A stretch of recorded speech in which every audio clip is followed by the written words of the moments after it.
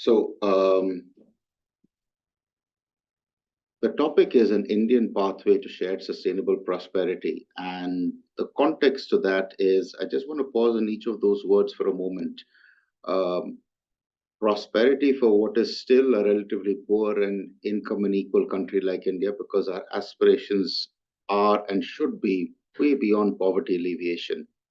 Shared because the basics of life, like air quality and the standard of living, like air conditioning, should be accessible to all, urban, rural, rich, poor, men, women. Sustainable because it's simply not enough for something to be environmentally responsible. It also needs to be economically viable, otherwise it won't happen. And the Indian pathway, because there are other pathways out there, the Chinese, American, European growth pathways are there. These are high emissions pathways that have delivered them prosperity.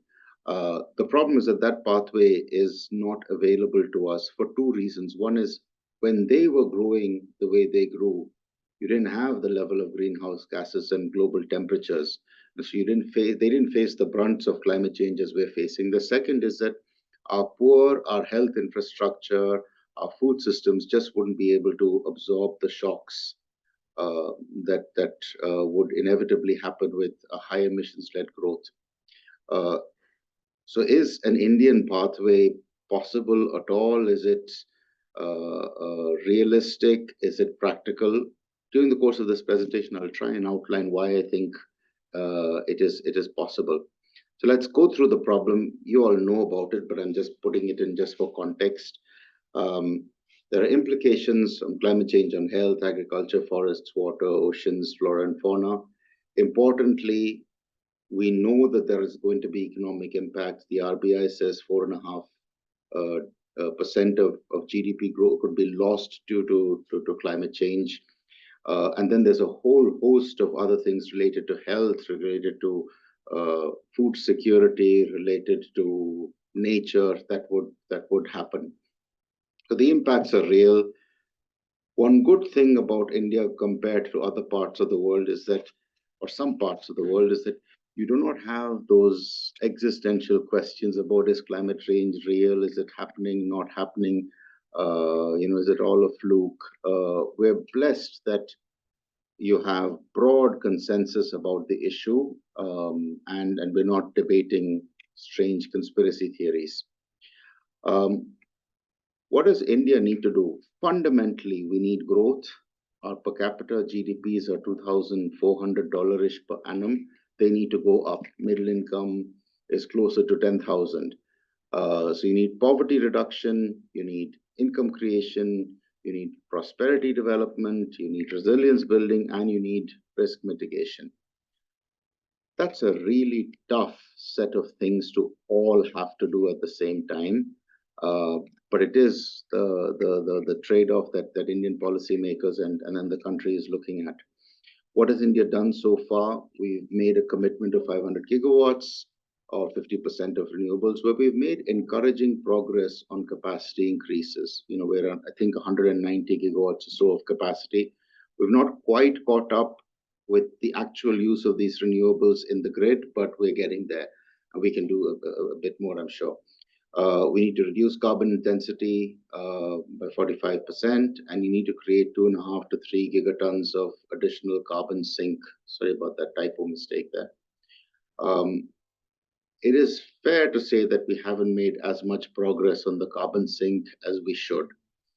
Uh, Mission Life, which was announced a couple of years ago, I think it was now, holds a lot of promise because most of the time when we think about climate change, you're thinking about things on the supply side. This is about fundamentally reducing consumption.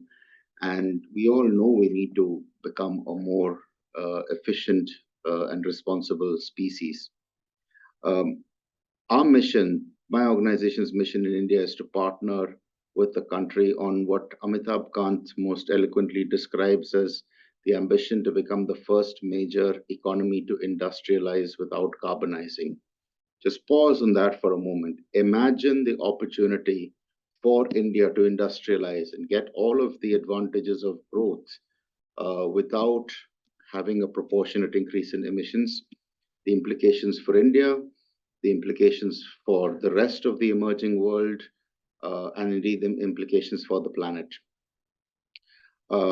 By way of introduction, there's two organizations I want to tell you about. One is the Environmental Defense India Foundation. This is a Section 8 not-for-profit. What we're looking to do with this organization is to fill distinctive gaps, distinctive capabilities in strategic gaps. So if you look at the broad spectrum of climate action work that's there, what this organization seeks to do is find those places where there remain gaps in the climate response and build capacity there. So, for example, carbon pricing, or fisheries technology, or safer chemicals. There's a number of areas that we are looking to build out. And the strategic partner for EDIF is EDF. EDF is a 60-year-old global entity headquartered in the US. And EDF is 1,000 persons strong now, most of it in the US, but the anchor regions are, not surprisingly, the US, China, Europe, and India. And we are strategic partners in terms of capacity sharing, capability sharing between these two organizations. What is EDF looking to do? Four main areas. The first is around sustainable livelihoods in agriculture, fisheries, livestock, forests. Is there a way, acknowledging that 50% of India is dependent on the rural economy, can you deliver that triple win, which is increasing incomes, securing yields, and the environmental benefits? And you keep the environmental benefits as number three, not because you care less about it, but if you don't do number one and number two, you're never going to get to number three in any case. Are there ways that you can achieve this? We believe there are. For example, in fertilizer optimization, and I'll talk to you more about that one. How do we optimize fertilizer so you get those three benefits? How do you raise dairy productivity so that methane emission intensity goes down? How do you support fisheries with additional technology support that the sector doesn't have in the country? So that's one aspect, sustainable livelihoods. The second is market forces.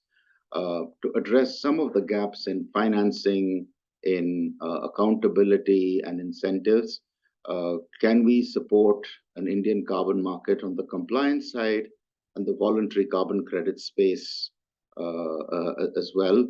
And can we support capital flows in the country? All of this transition is going to cost several hundreds of billions, if not trillions of dollars.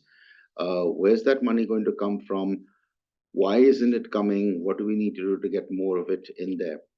The third is shareholder value. And on shareholder value, the way we're looking at our work with the business sector is sometimes in the climate community, we have a tendency to, preach down to industry saying you're bad and you're evil and you've caused so much of the problem. And it is true that a lot of the climate change problem has been caused by industry. But what's equally true is within the control of industry is a large part of the solution. And companies can move faster than countries when they choose to do so. And so our work here is to establish that there is competitive value that companies can get from responsible business. You make a net zero claim, you can do it for a number of reasons. One is you can do it just because you want to get rid of a pesky shareholder or a pesky journalist. Or the second is you can just do it for media and, to send those press releases out. Or the third is you can figure out that if I become more emissions efficient, chances are I'm going to save a lot of money. Chances are I'm going to get a lot more sales going. Chances are I'm going to generate a lot more shareholder value. So how do I make that net zero commitment? How do I have intermediate milestones? How do I assess CapEx decisions differently after I make a commitment? How do I do performance evaluation of my team differently after I make a net zero commitment? Earlier, it was just last quarter sales or production volumes. Now you have to think about other ways of measuring it. But the other aspect on shareholder value is everyone talks about finance, policy, technology, all of which are extraordinarily relevant. But not too many people talk about the talent gap. But every company that you go to, every government department that you go to will have that same problem of we just don't have the people to be able to do this. And Organizations such as the Just Transition Center and IITK are doing some bit of it. We're also trying to do some bit of it. And the last piece is on climate technology. Can we be an honest broker of the science? You know, right now, something that's catching everyone's excitement is green hydrogen. There is a lot of potential in green hydrogen, but how can India go big, but also go right on green hydrogen? So can we be that uh, voice of objective scientific evidence to support India's ambitions, and can we catalyze the climate tech ecosystem? In general, the approach that we take is a combination of science plus economics plus pragmatism, and that pragmatism bit is really essential. Far too often, climate action is hindered because people are waiting for the absolute perfect solution. There is no absolute perfect solution right now. You need to move forward. So, instead of looking for purity and perfection, just look for progress and momentum. So that's who we are. Our approach, EDF's approach in India, is this combination of these, science, economics, and pragmatism, focusing on two states in the business sector, working with a set of local partners who you see around here. And importantly, as a climate organization, and indeed as an NGO, we are here as an ally of India. We're here to support India's ambitions, and we're here to make India's case. For example, on climate justice, things like climate finance. That's who we are. Um, let's move into the whole aspect of just transition and what can be done about climate action. There's a number of levers for impact. And the big problem on climate change is that there are so many things you need to do. That also means there's a lot of things that lots of people can do. And we see four main areas. One is in terms of energy systems. How do you get more renewables energy? How do you get the energy mix right? You need, as much as you need renewables, you need diversity in your energy choices. And how do we advance green business? On emissions, how do we cut methane emissions? How do we optimize fertilizer? How do we develop India's carbon markets? On carbon capture, it's protecting forests, it's catalyzing climate tech.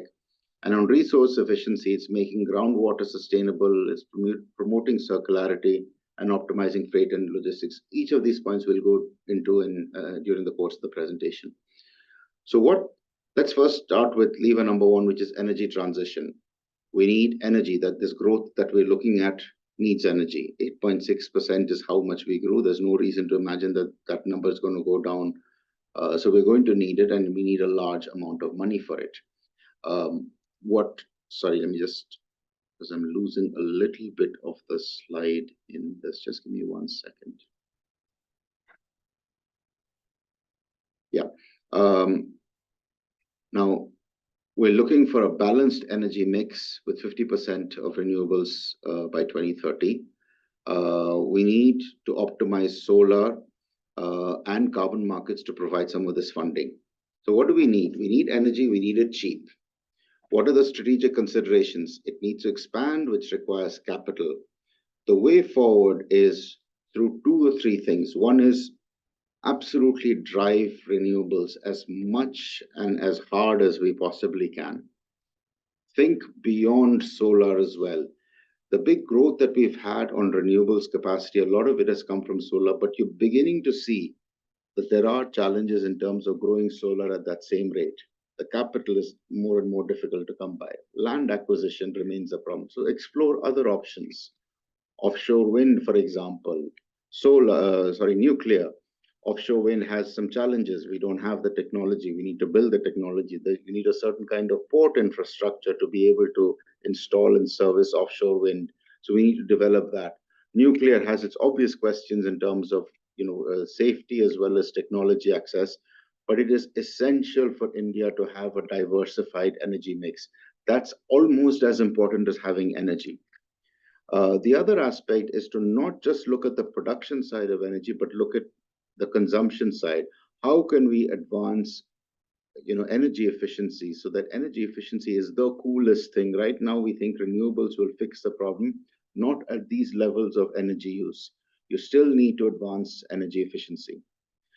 Um, the second is on the point about diversified energy mix, hydrogen.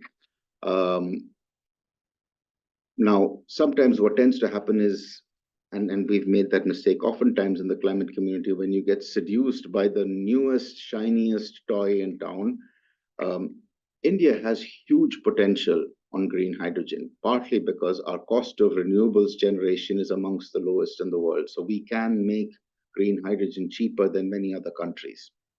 There's a number of areas that India should look at. One is right now it costs roughly $4 a liter for green hydrogen. It needs to go down to $1. Uh, where is that technology that's going to come to help bring down that cost?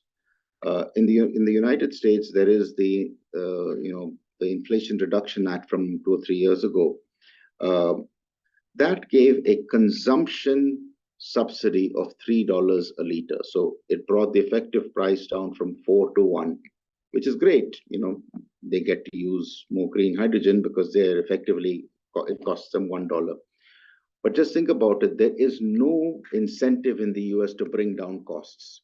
India doesn't have the fiscal space to generate this kind of a subsidy. And so it is imperative for us to build those cost engineerings to bring down that cost to 1. So that's one. The second is a question of when do you use hydrogen and when do you use electricity? The simple principle that we advocate for is if you can electrify something, chances are you're much better off electrifying it. So where you need a high energy source, so a steel plant or an aluminum plant, absolutely you should use green hydrogen there. For a scooty or a car, it doesn't make sense. The amount of energy that you lose in generating electricity and then splitting water just doesn't make sense when you can directly electrify it. So have those strategic trade-offs clearly done by the country. The third aspect, which is the one which is worrying because it is spoken about the least, is hydrogen is a much smaller molecule, and so therefore there is a higher risk of leakages. If leakages cross a certain level, you end up losing the climate benefits that you thought you were getting because of the impact that it has on other greenhouse gases in the environment. Within these guardrails, India can and should go really big on it. Think about the opportunity of India becoming a net exporter of energy for the first time since independence. It would completely transform our national security considerations, our geopolitical equations. So India should go big, but go right. The next is the green bonus, and I spoke a bit about this earlier on. Um, there is the idea of the green, sorry, there's the idea of the green premium, right? A new technology that comes in that has environmental benefits, but the costs are high. Over time, with economies of scale, with improved technologies, the cost goes down and becomes viable. In India, you can argue that there is a reverse of that happening, which is there is a green bonus to be had. The best example of that is in the cement sector. 85% of the sector uses fly ash, which is waste material from power plants. Now, they probably didn't do it for environmental reasons. They did it because it was cheaper. And they didn't do it because of regulations or policy. One company started it, others observed and saw they were making more margins than them and followed suit, and now the entire sector has moved there.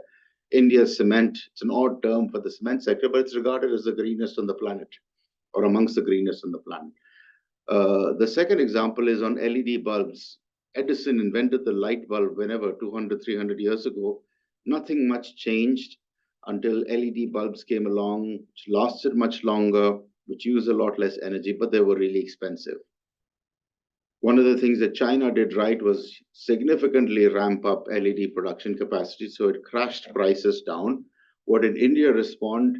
They came up with a really smart set of efforts. You directed public procurement towards LED. You incentivized domestic manufacturing of LED bulbs. You advertised and promoted it with consumers. And this is now a $2 billion a year industry.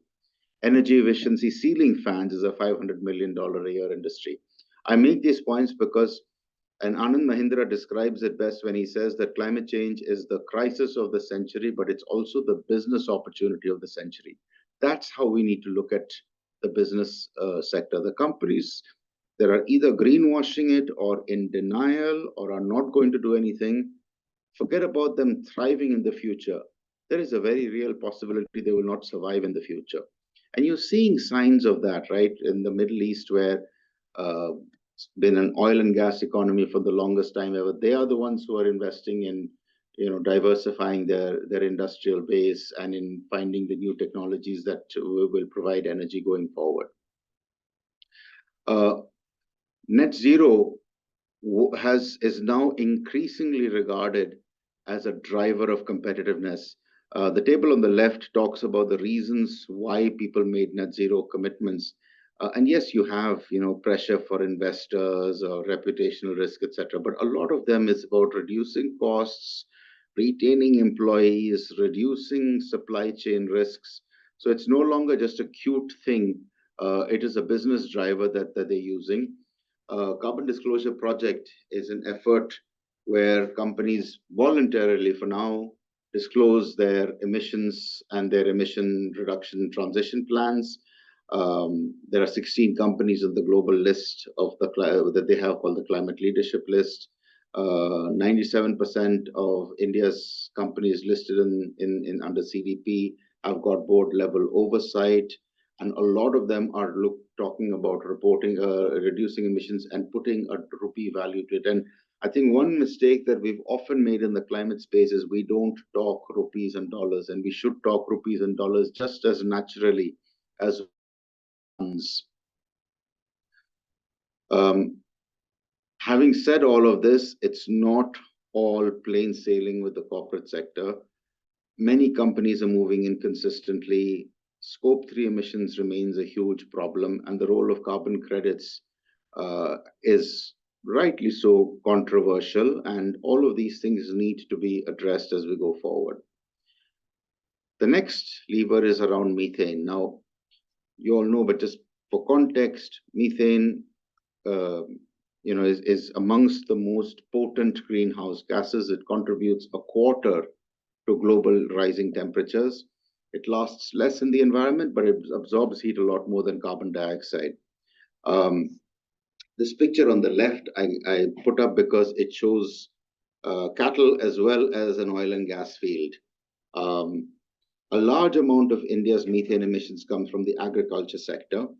And there is a challenge there because these aren't large dairy farms or large agriculture, paddy fields. These are small landholder farmings. And you have to find a way of that triple win that I spoke about. So is there a way that you can support through better health and feeding and heat management practices for the Indian farmer who has 2 heads of cattle to get more milk from those heads of cattle? So that doesn't actually reduce the overall methane, but it reduces the methane emission intensity. The oil and gas field on the back, we've described oil and gas methane reduction as the cheapest, fastest, and easiest way for the oil and gas sector to decarbonize. Around 80% of the methane leakages from the oil and gas sector can be fixed with existing technologies. 40 to 50% of that can be done at no additional cost. The solution is as simple as closing the hatch and tightening the valve. Now, India imports half of the gas that we need. So 1/2 of it, we can fix this problem in. The imported half, increasingly, there are global momentum to say, hey, as a buyer, I'm going to demand, gas which has been produced with low methane emission intensity at no additional cost. That's the beauty of methane in oil and gas. The fourth is around optimizing fertilizer. We're the second highest consumer in fertilizer, and we spend close to $30 billion on fertilizer subsidy. 60% of fertilizer is excessively applied, and it's subsidized, but it's not free. So already poor farmers are spending a massive amount of money on fertilizer. And there's a reason why they're doing that, because if you're a farmer and you see rising temperatures, inconsistent rainfall, pest attacks, a whole host of climatic changes, none of which you can control. The one thing that you can control is to make sure that you don't under-apply fertilizer. And in the process of doing that, the risk is that you end up over applying it. Now, what fertilizer optimization requires is by crop, by agroecological region, determining what is the right level of fertilizer that needs to be administered. So it's not about saying no to fertilizer. There is a need for fertilizer. There is a role for fertilizer in our food systems. But getting fertilizer right will save money for the farmer, it will save money for the government, and it will have significant benefits to the environment. 30% of groundwater right now is polluted with nitrous oxide because if you apply excess fertilizer, it's not that the plant will produce excess output, it leaks into groundwater or seeps into the environment. So having this approach is what is required. It requires getting the science right. It requires building out delivery mechanism that can take it to large scale. This is amongst the most difficult behavior change challenges in the development sector. Getting a farmer to optimize their fertilizer usage, introduce market forces. Can companies start paying, that premium to farmers for produce which has reduced fertilizer or optimized fertilizer usage, and support government policies? The picture I have on the left, typically when you talk about agriculture in India, you will have a picture of a kisan, and almost always it's a male kisan, although the majority of farmers now are women. And depending on the tone of your presentation, it's either a smiling kisan or a sad kisan. What we have here is an input dealer. This is a person who has a small shop servicing one or a group of villages. The government's giving all sorts of gyan. NGOs are giving all sorts of gyan. There's everybody giving gyan to the farmers. They're listening to all of this and then going to this one person and then doing whatever he says. And so understanding how change happens, who are those influencers, and working with them. And if you go to him and tell him, and most of them are hymns, do this and you will lose this kind of money, he's not going to do it. So you have to find economic arguments for him. In this case, farmers who are spending wastefully on fertilizer can buy other things from him, which will be more, he makes his revenues and profits and they get more yields. The next aspect is around carbon pricing. It comes in all forms, as carbon taxes to carbon adjustment mechanisms to internal carbon pricing companies, carbon credits, and emission trading schemes. There are multiple potential benefits. You can get a large amount of finance generated from carbon credits. It reduces emissions. It promotes innovation. It provides funding for indigenous communities' livelihoods. It helps companies achieve their buyers. It eases trade tensions. It provides funding for biodiversity, which would otherwise not get that funding. So there's large amounts of potential benefits. The risk, though, is if you do not design it properly, what you will end up having is you will have a flawed carbon market, which is completely ineffective. So if you don't have the targets set correctly, if you don't have the right monitoring, reporting, and verification mechanisms, if you don't have a process of reviewing a particular sector and seeing what you need to be doing differently, if you're not aligned to a country's national objectives, you're never going to be able to have an effective carbon market. Similarly, on voluntary carbon credits, you'd have read about some of the bad press that the sector has got in the last couple of years. A lot of it is justified. There are significant question marks on the integrity of credits. Do they actually do what they're supposed, what they say that they do from a science point of view? Is what is being promised actually being delivered on the ground? Is the end beneficiary, whether it's a farmer or a community, are they getting a fair share? Right now, they're getting between 10 to 20% of the cost of a credit, which is completely disproportionate. There are genuine costs that the sector incurs in terms of marrying, the buyer and the sellers. There's capital costs, there are profit objectives. All of that, are justified and need to be there, but they can't possibly cost 80% of the cost of a credit. And so both on the voluntary and domestic sides, there are things that need to be done to fix the issues, but the opportunity is huge. Um, we often talk about carbon capture and storage, and we're always looking for some fancy technology that will magically take out carbon dioxide and dispose of it. And technology will get us to a place where we will be able to absorb carbon at a cost-effective and a scaled-up model. But until then, actually, even after then, forests are the ultimate carbon sink. Um, we have not been able to do as good a job on forests as we've done on many other areas. Um, it is unfortunate when you read about these efforts that we planted 1 lakh trees in a day or 5 lakh trees in a week or whatever, because a forest is not based on the number of saplings that you put on the ground. A forest survives and thrives because there is an indigenous community there and a biosphere there, and there is local agriculture and biodiversity, natural biodiversity. That is what is going to keep a forest alive, not these drives to have 1 lakh and 2 lakh and God knows how many more that need to be that get planted. The other thing to keep in mind is how do you monetize this? So a few months ago, I was in Meghalaya, and it obviously has a large forest cover there, as do most of the northeastern states.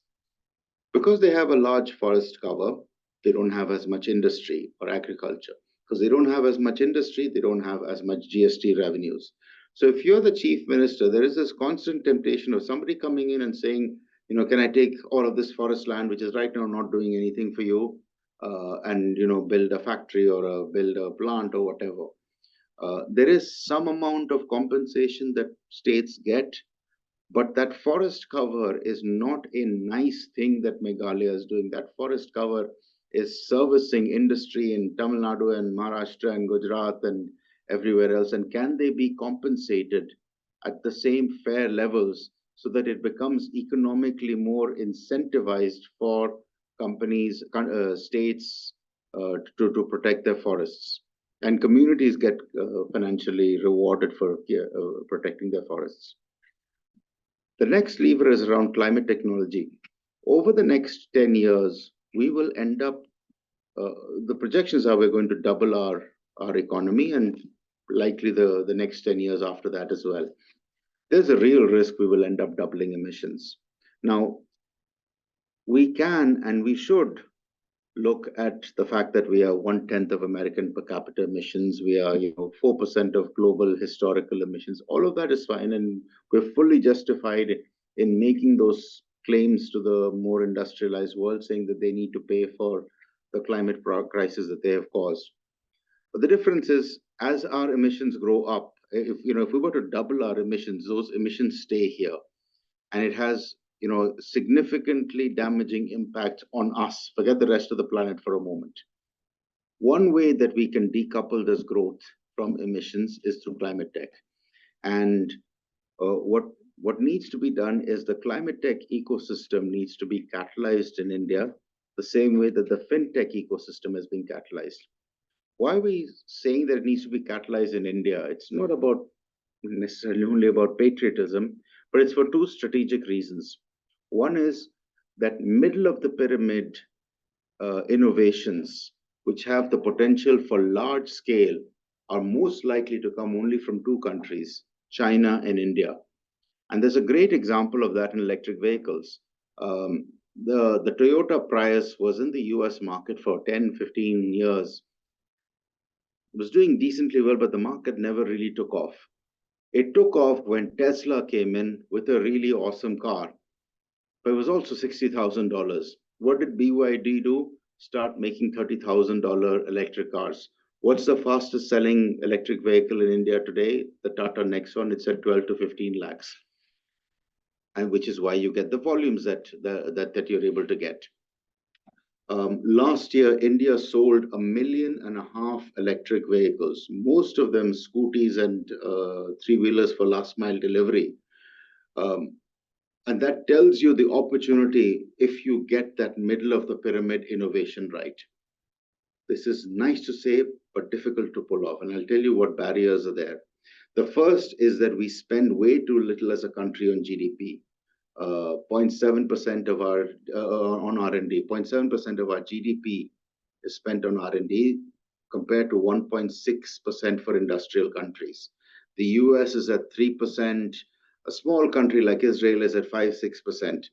The other thing is that 40% of our R&D comes from the private sector. In industrial countries, it is 70%. So we need more R&D. I'm not talking climate R&D. I'm just talking broad R&D. We need more money in R&D, and we need more corporate money in R&D. The other challenge is that the demand and supply for innovation aren't necessarily talking to each other. So companies are asking for one thing, academia and research is doing something else, and the two aren't necessarily talking.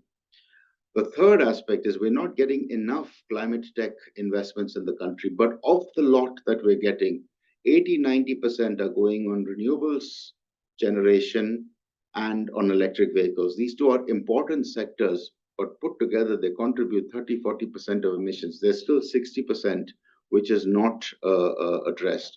How would we tackle it? This needs to be tackled on both the supply and the demand side.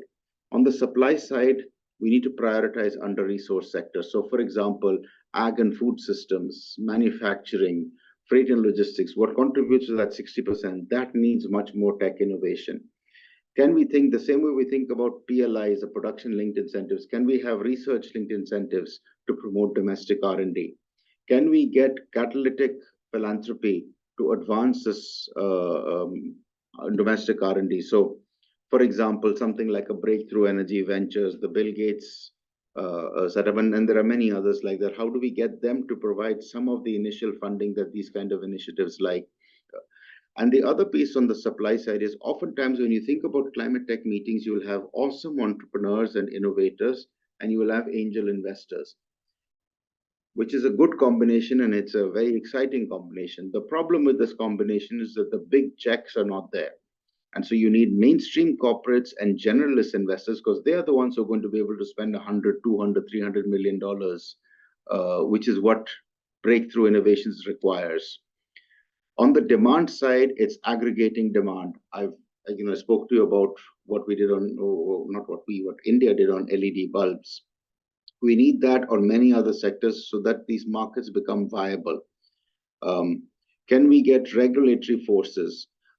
As there is more and more pressure on emissions reduction, that is going to push much more demand. The third aspect is around efficiency standards, and it's a subset of the regulatory forces. But if you think about the auto sector, every few years there is a new BS standard that comes in, right? And every time the auto sector will say that the whole sector is going to collapse and we can't meet these new emission standards, etc. But they find a way of doing it, and they find a way of doing it profitably.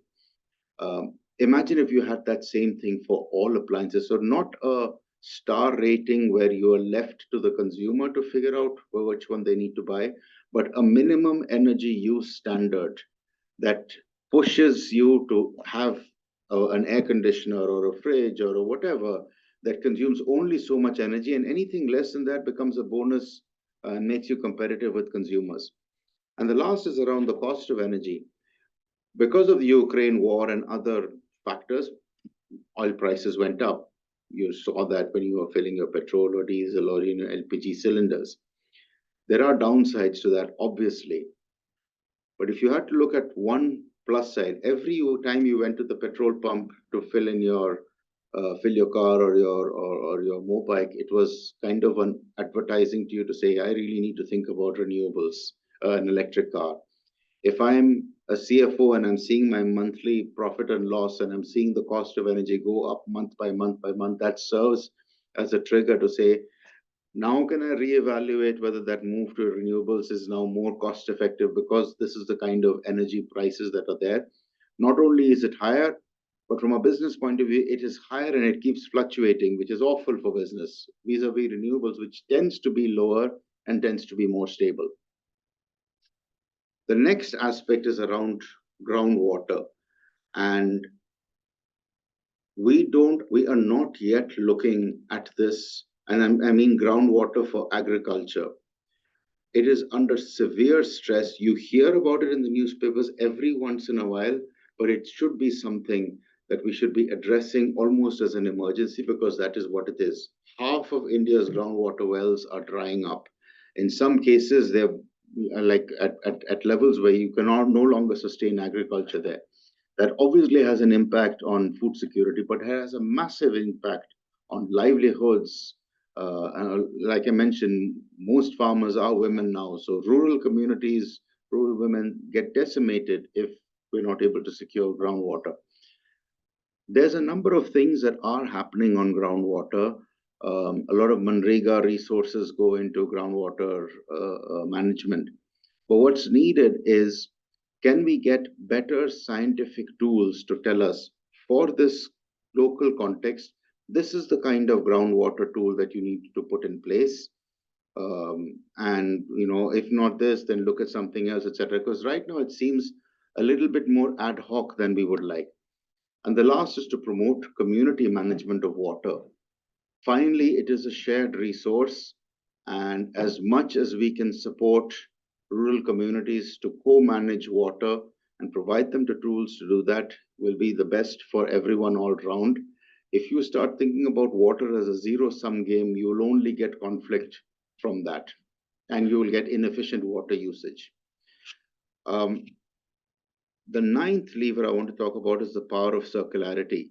And I want to show this picture on the left. This is Asia's largest bio-CNG plant. It's in Indore. I don't know how many of you have been and visited it. It's a very impressive plant. All of the food waste, most of the food waste from the city goes into this plant. It converts it into bio-CNG, which is sold to the city buses. 400 plus buses run on the city, run on bio-CNG, and they get it at a slight discount to what is the prevailing LNG prices of the day. The operation is impressive. It is profitable. There's a private company that is doing it. There's revenues that the government is getting. Many times you look at this and you think that this is a real star, but the actual magic is before that. The actual magic is a bio-CNG plant works efficiently only if you get high quality raw material, which means segregated waste. It is remarkable that in Indore, 90% of households segregate waste at source. And I used to keep reading these things about them when they've been winning the Swachh Bharat Cleaner City Awards for a number of years. And I would go in a little bit cynical, but I encourage anyone who feels despair about climate action to go visit Indore, because the change is palpable. You see segregated dustbins. You see the way the city has taken pride in that, in the fact that they are winning these awards. You see a municipal authority which effected this change with their, in partnership with their citizenry, without a massive amount of, there wasn't a World Bank program or whatever. And the tools that they use are all of the tools that are available with every other city authority. So having more and more of these examples is powerful. I will make a point that circularity is often thought about as just recycling. It's much more than that. It's reduction, it's reusing, it's repair, it's refurbishment, remanufacturing. And the LIFE mission in that context plays a role, because we need to find ways of fundamentally changing the global consumption model. The last is on freight that I'd like to talk about. And on freight, we spend 12% of GDP on freight and logistics compared to 8% of developing countries. Now, that difference of 4% is either a large amount of money or a large amount of emissions, whichever you want to try and tackle, but tackle it needs to be done. One of the challenges there is that our transport mix is disproportionately skewed to road transport. We need much more to travel by rail and by sea, because those are lower carbon emissions as well as lower costs. The challenge oftentimes is the last mile. You can get into the port or the railway station, from port A to port B, or railway station A to railway station B. It's getting it to the station or getting it from the station that is the problem. And we need to find solutions for that, because otherwise we will end up being uncompetitive as a country globally and expensive as a country domestically. That was my presentation. I'm going to